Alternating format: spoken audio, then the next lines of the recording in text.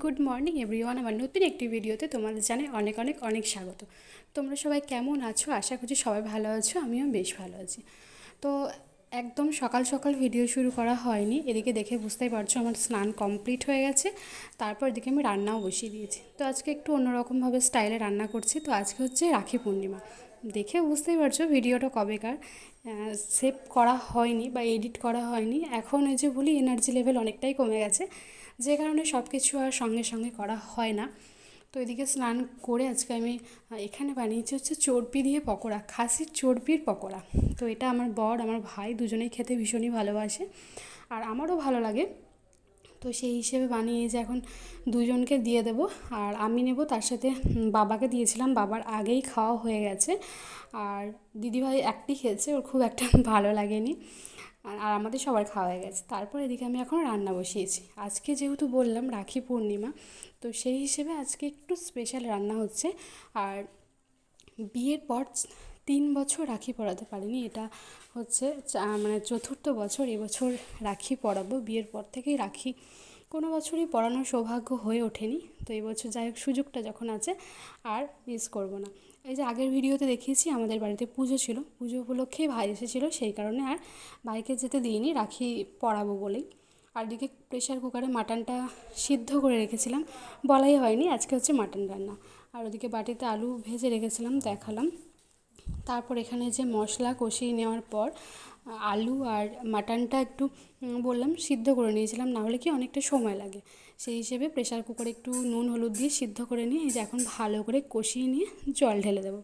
আর আজকে খুব সিম্পল রান্না হয়েছে, এখানে আছে পেঁয়াজ দিয়ে আলু দিয়ে একদম পোস্ত করেছি।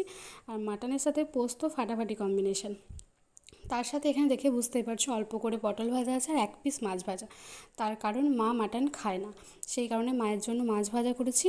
আর আজকে বাড়িতে খাবে শুধু হচ্ছে আমার ভাই আর আমার শ্বশুরমশাই, দুজন বাড়িতে খাবে। আর আমি, দিদিভাই, আমার বর, আমরা সবাই খাবো হচ্ছে দিদিভাইদের বাড়ি। সেই হিসেবে অল্প করেই রান্না হচ্ছে, মানে জাস্ট রান্নাটা করে দিচ্ছি, বাবাকে খেতে দেবো আর আমার ভাইকে দেবো, তারপর চলে যাব। আর মা তো মাটন খায় না বললাম, আর দিদা আছে, দিদাও খায় না। আর এখানে আছে অল্প করে আগের দিনের আমড়ার চাটনি, এটা খেতে ভীষণই টেস্টি হয়েছিল। তো যাই হোক, এই হচ্ছে আজকের রাখি পূর্ণিমার মেনু। এইদিকে আমার মাটনটা ভালো করে কষিয়ে নিয়ে জল দিয়ে নিয়েছি, আর কালারটা দেখতে পাচ্ছ ফাটাফাটি কালার এসছে। তো একদম ঘরোয়াভাবে হালকা পাতলা মাটনের ঝোল করেছিলাম, আর ভীষণ পরিমাণে গরম ছিল, সেই কারণে পাতলা করে ঝোল করলাম। আর আমার তো মনে হয় মাটনের সাথে পাতলা ঝোল আর ভাত দারুণ লাগে। তো যাই হোক, এই হচ্ছে ব্যাপার। এদিকে আমি রান্নাবান্না কমপ্লিট করে নিয়ে তারপর রাখির ব্যবস্থা করব। তো কিছু একটা নিয়ম ছিল ডেটটার আগে, মানে 1:30 বা 1:40 এরকম কিছু একটা ছিল, তার আগে রাখি বাঁধার সময়টা তার পরে ছিল। সেই হিসেবে সমস্ত কাজবাজ কমপ্লিট করে নিলাম। এদিকে মাটনটা আমার এখনও ফুটছে, রান্না কমপ্লিট হয়নি। আর এদিকে আমি এখন বোতলগুলো, কত বোতল দেখতে পাচ্ছ, সব ফাঁকা হয়ে গেছে। তো সেই হিসেবে ভাবলাম যে বোতলের জলগুলো একটু ভরে নিই। রান্না করতে গিয়ে একদম পুরো নিজে ঘেমে স্নান হয়ে গেছি, বোতলে জল ভরবো, রান্না কমপ্লিট করব, তারপর নিজেও রেডি হব, যেহেতু দিদিভাইদের বাড়ি খেতে যাওয়ার আছে, আবার রাখি বাঁধবো সেরকম ব্যাপার আছে। আর এদিকে মাটনটা প্রায় হয়েই গেছে, ওই যে প্রেশার কুকারে সিদ্ধ করে রেখেছিলাম, সেই কারণে খুব একটা বেশি সময় লাগলো না। ওদিকে আমার জল টল ভরা কমপ্লিট হয়ে গেছে, তারপরে একটু গাটা পরিষ্কার করে ধুয়ে নিয়ে এখন একটু শাড়ি পরে এদিকে রেডি করছি। আর আরেকটা আমার অনেক দিনের ইচ্ছা ছিল, সেটা হচ্ছে ফুলের রাখি। তো বিয়ের আগে সচরাচর হয়ে ওঠেনি, কিন্তু অনেক দিনের ইচ্ছা ছিল। এবছর যখন ভাইকেও পেয়েছি প্লাস রাখিটা আনার মতো সুযোগও আছে, সেই হিসেবে বরকে বলেছিলাম যে একটা ফুলের রাখি এনে দিতে। সেই হিসেবে বর আমাকে এনে দিল, তারপর দিদিভাইয়েরও শখ যায়, দিদিভাইও বলেছিল একটা আনতে। তো দুজনে, আমার বরের একটা দিদিভাই পরাবে আর আমার ভাইয়ের একটা আমি পরাবো, দুজনের দুটো প্লেট এখন সাজিয়ে নিচ্ছি, দিদিভাইয়ের একটা আমার একটা রাখি পরাবো। আর রাখিটা কেমন হয়েছে তোমরা অবশ্যই কমেন্টে জানিও, আমার তো ভীষণই পছন্দ হয়েছে, অনেক দিনের শখ ছিল বলতে পারো, সেই বিয়ের আগের থেকে। আর তখন তো সচরাচর অত গ্রামগঞ্জের দিকে অত ফুলের দোকান ছিল, কিন্তু সেদিনের হয়তো ফুল মানে অতটা ঘেরায়ও নি বা দেখিও নি, কিন্তু শখটা ছিল। তো এই হচ্ছে ব্যাপার, সুন্দর করে প্লেট সাজিয়ে নিয়েছি, দুজনের দুটো প্লেট, একটা আমার বরের একটা আমার ভাইয়ের। আর এখন প্রায় 1:45-র কাছাকাছি বাজে। আর অনেক দিন পর যেহেতু করছি, মনে একটু আনন্দটা একটু বেশিই বলতে পারো। ওদিকে দিদিভাই রেডি হচ্ছে, এদিকে আমি রেডি হয়ে গেছি। তারপর এদিকে দুব্বো, ধান, প্রদীপ সমস্ত কিছু রেডি করে নেওয়া হয়েছে। আর তার সাথে দুজনকে স্নান করতে বললাম, ওরা এখনও স্নান করে আসেনি। এবার স্নান করে আসার পর দুজন যখন রেডি হবে তখন তোমাদের সাথে শেয়ার করছি। এদিকে প্রথমেই দিদিভাই বসে গেছে, বললাম তুমি প্রথম করো। তো দিদিভাই এখন বসে গেছে আর ওর দাদাকে এখন পড়াচ্ছে, তারপর আমরা পড়াবো। রাখি পূর্ণিমা তো হয়ে গেছে অনেক দিন আগে, তারপর থেকে ফোনটা স্টোরেজ পুরো ভর্তি ছিল। তারপর আরেকটা যে ব্যাপার, ওই যে এনার্জি থাকে না, সেই হিসাবে অনেক কয়েকদিন পর আজকে এডিটিংয়ে বসলাম। মানে কতদিন হয়ে গেল বুঝতেই পারছো। তার মাঝে সেরকমভাবে কোনো ভিডিও শ্যুট যেহেতু করা হয়নি, সেই হিসেবে আরও এটা এডিট করার মতন ইচ্ছাও ছিল না।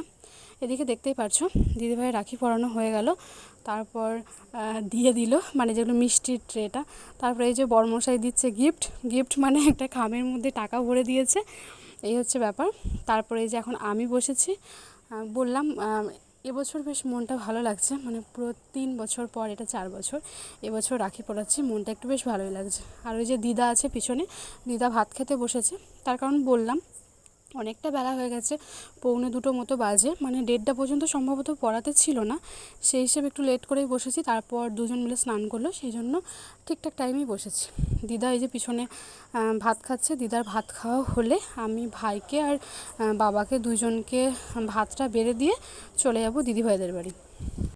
বিয়ের আগে যখন বাড়িতে ছিলাম তখন আরও যে দাদারা আছে, মানে আমার জেঠুর ছেলেরা, তাদের সব পড়াতাম।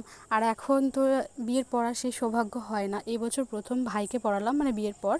দাদাদের তো হয়ই না, কারণ যেহেতু শ্বশুরবাড়িতে থাকি, আর প্রত্যেক বছর কি শ্বশুরবাড়ির যে গ্রাম্য দেবী পুজো হয়, সেই পুজোর পরেই রাখি পূর্ণিমাটা হয়, সেই কারণে আরও যাওয়া হয় না। আর এই যে দেখতেই পাচ্ছ, তারপর ভাই একটা আমাকে ক্যাডবেরি সেলিব্রেশন প্যাক দিল। তো এই নিয়ে আর কি চলছে হাসাহাসি। তারপর ওদিকে বাবাকে আর ভাইকে ভাত বেড়ে দিলাম, আর এদিকে নেমে গেছে বৃষ্টি, কাপড়গুলো সব উপরে রাখা হলো। তারপর আমি, আমার বর আর দিদিভাই 3জন মিলে যাচ্ছি দিদিভাইদের বাড়ি খেতে। অরণ্য তো আগেই চলে গেছে, আর দাদাভাই তো বাড়িতেই আছে। আজকে বললাম ওদের বাড়িতে আমাদের নিমন্ত্রণ আছে, আমার আর আমার বরের, আর দিদিভাইদের বাড়ি দিদিভাইয়ের তো আছেই। তো চলে এসেছি আর খেতেও বসে গেছি, যেহেতু অনেকটা বেলা হয়েছিলো, এসেই খেতে বসে গেছি। তো আজকের মেনুতে ছিল ভাত, তার সাথে ছিল পেঁয়াজ দিয়ে মুসুরির ডাল, আর তার সাথে ছিল এই যে কুমড়ো দিয়ে আলু দিয়ে খাসির যে নাড়ি ভুড়ি থাকে, মানে সেই সমস্ত দিয়ে একটা তরকারি, আর এখানে ছিল মাটন। এই ছিল আজকে দুপুরের লাঞ্চ মেনু। দুপুরে খাওয়া দাওয়ার পর আর অনেকক্ষণ হলো, এখন সন্ধ্যাবেলা, ক্যামেরা অন করিনি।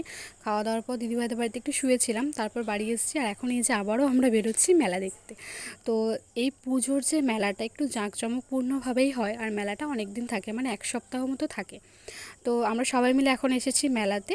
আর এই যে এখন বড় নাগরদোলাটার সামনে দাঁড়িয়েছি, মানে ইচ্ছেও করছে একবার চাপতে, আবার মনে হচ্ছে না থাক চাপবো না, মানে সঙ্গীও পাচ্ছি না, এই হচ্ছে ব্যাপার। তারপর মেলা ঘুরেছি, আর মেলাতে ছিল ভীষণ পরিমাণে ভিড়।